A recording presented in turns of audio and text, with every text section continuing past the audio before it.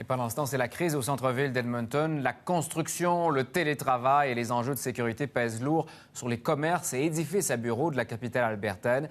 Le taux d'inoccupation de ces édifices, de ces tours à bureaux, atteint des sommets historiques. Ce vide se répercute sur les commerçants qui peinent à retrouver une activité lucrative et leur clientèle d'avant la pandémie. Sophia Nassous.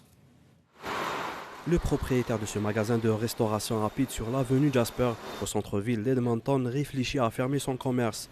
Le Casablanca ne voit plus l'achalandage des clients qu'il connaissait avant la pandémie, à l'heure du dîner. De plus, il dit faire face à un problème d'insécurité. Le dîner était très fréquenté.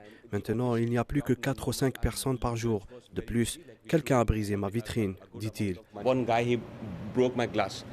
Elisa Zenari, copropriétaire du restaurant Dala Tavola Zenari, se plaint aussi de la baisse de la fréquentation de son magasin. Ça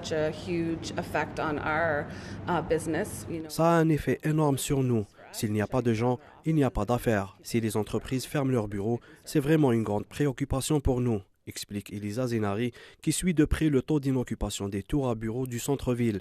Celui-ci a atteint un record de 23% au dernier trimestre 2022, selon le dernier rapport du groupe de conseil en immobilier d'entreprise CBRE.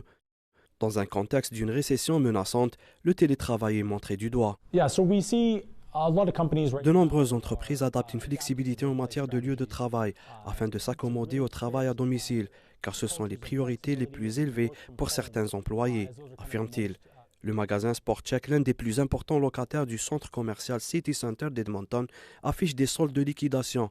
Sa fermeture est annoncée au mois de mars. Pour la présidente d'une coalition d'organisations d'intérêt du centre-ville, redorer le cœur d'Edmonton incombe d'abord à la ville.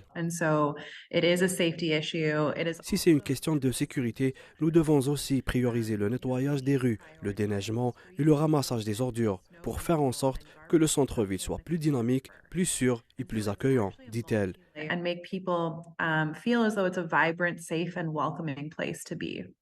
Mais tout n'est pas noir dans ce tableau. L'Université de l'Alberta annonce le transfert de 500 de ses employés au centre-ville d'Edmonton. Le lancement attendu de la nouvelle ligne de train léger Valley pourrait être un début de solution pour ramener plus de personnes au centre-ville, disent les commerçants. Ici Sofiane Assous, Radio-Canada, Edmonton.